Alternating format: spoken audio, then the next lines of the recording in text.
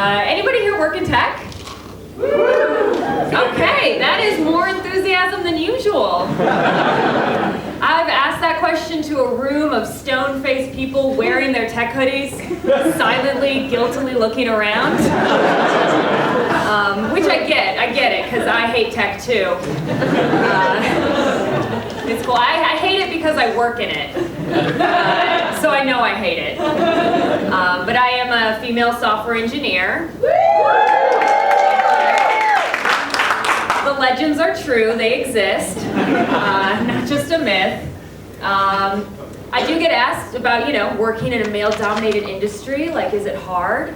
And I gotta say, there can be some bummers, right? Like, if you're trying to rise to the top, there is definitely a glass ceiling in tech. But if you're just trying to skate by, doing the bare minimum, there is also a glass floor. You guys, I haven't spoken in a meeting in 8 months. No one's noticed.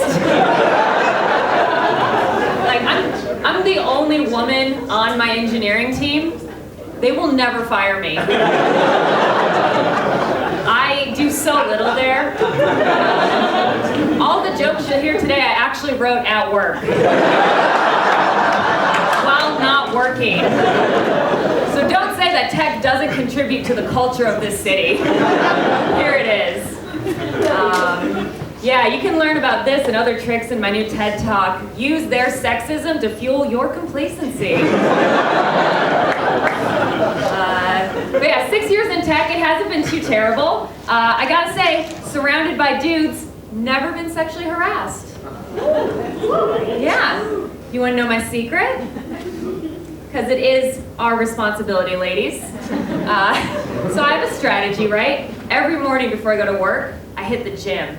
And I lift heavy fucking weights. And I take all that energy, and I get fucking hyped up, and I go into work wearing the same clothes and having not showered. Yeah, nobody gets near enough to harass me. It turns out the best defense is a good offensive smell. And weirdly enough, the worse my personal hygiene gets, the better they think I am at computers. She hasn't spoken in a meeting in forever. I think she's just shy. She smells terrible. She must be a great engineer. Highly recommend it. Like this, no one would recognize me at work like this. It is an oil slick, you guys. Not to brag. Do we got any couples here tonight? Yeah? You guys, little couple? How long you guys been together? 20 years. 20 years! Holy shit, that's terrifying. Oh my God. Anyone in the first bloom of love? Anyone on an early date? In the back, standing up? How long have you guys been seeing each other? Like 2 years, so I consider it early date. 2 years? That is the beginning of the downhill. I know, because me and my dude have been together 2.5 years, and we are about to break up. Every day is worse. It's fun. No, but I love to see couples. I love love. Like those schlocky romantic comedies. If you ever wonder who they're for, it's me. On a beautiful day like today, I love to go to the park and see couples. When it's raining, I love to see couples sharing an umbrella. At a restaurant, I get so excited if I can overhear a couple on a date near me. At night, I like to walk around and look in couples' windows. I just love love. It's so beautiful. Don't worry, it's not creepy. I'm a girl. It's fine. I have noticed something super weird when I watch couples, though, and maybe you guys have noticed it too. So I see a lot of couples where, like, the dude is really well put together, very attractive, fine. And the woman is much, much less attractive than me. Have you guys noticed this? It's crazy, right? It's so weird. It's so weird. No, actually, I love to see it, right? I do like to see it. I find it very heartening. It's good to have an outside objective measure for how shitty my personality must be. Keeps you on my toes. No, I do have a wonderful, wonderful boyfriend. He's just ugly. So I think I can do better. I'm not super excited to get out there, you guys, again. Like, before I was in this, I was not good at dating because it has become an electronic sport. And I was never good at video games. Like, there's just so much writing on texting, right? You have to send like sexy texts. And I'm an engineer, man. Prose was never my forte. Maybe you guys can help me out. Like, so this is back in my dating days, and like, I remember one time I'd seen a guy for a little bit, woke up one morning, had a cute text from him that said, "Woke up thinking about you, and now I got a smile on my face." That's sweet, right? So I wrote back, "Thinking about you, and now my hallway is a slip and slide."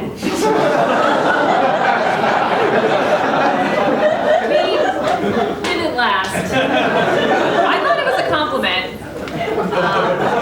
Another time, I was getting ready for the third date with this dude, right? Like, important date, because I had been a lady on the first two. Which means, yes, I did have a yeast infection.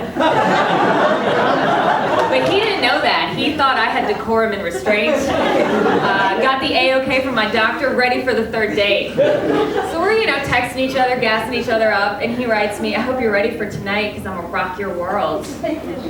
Ooh, I wrote back, "I'm gonna murder your dick." And he canceled the date. Don't understand. Recently, right, like, so I've been with my dude for a minute, but I'm trying to keep it fresh, right? I'm trying to keep the flirty, sexy text going. Last week I got a cold. He was texting me to see if I could still come over. And I said, "Don't worry, the only thing that's gonna throw up tonight is your dick." He wrote back, "That is disgusting." I don't think there's a worse way you could have said that. Which I took as a challenge. How about, "I'm gonna make your dick shit in my mouth." Yeah, like I said, we're on the rocks. I don't think things are gonna last.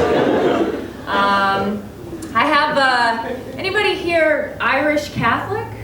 Got a couple? How's the guilt? I'm dealing with mine. Every once in a while I try to research how to be a better person. That's what I literally type into Google. 3 days later, I've learned a lot about panther attacks. Nothing about how to be a better person. But I actually, in my research, I have come across this philosophy that I thought was pretty interesting. It's called effective altruism. And it's pretty popular in tech. Maybe you guys have heard of it. It's the idea that all too often when we try to do good for the world, we do what makes us feel good instead of looking at the cold, hard impact of our actions. Right? So let me give you guys an example. So let's say you see a kid with malaria. Oh my God, it's so sad, right? You give that kid money, they're cured, yay. But what if you took that same amount of money, gave it to 3 kids, prevented them from getting malaria in the first place, right? 1 life versus 3. As for that kid who had malaria, fuck him. I don't know, like I said, popular with tech. It's important not to let like empathy get in the way of your charity. But I've been trying to apply this to my own life, right? So like, let's do one more thought experiment. So let's say I got an hour to devote to making the world a better place. Should I spend that hour volunteering in my community, or should I work and donate the money I made in that hour? What do you guys think? Volunteer or work? Yes, I'm an engineer. I am better with computers than I am with people, and my pay reflects how much we value those in our society. You guys were so close to the work though, because the answer is I should go to the gym for an hour, keep it tight, so I can marry a tech billionaire and donate his money. Yes, I did the back of the napkin calculations. It's definitely the best choice. So yeah, which is great because other women have been telling me I'm good for going to the gym for years, and now I know they're right. I'm doing these squats for humanity. You guys have been awesome. Give it up for your host.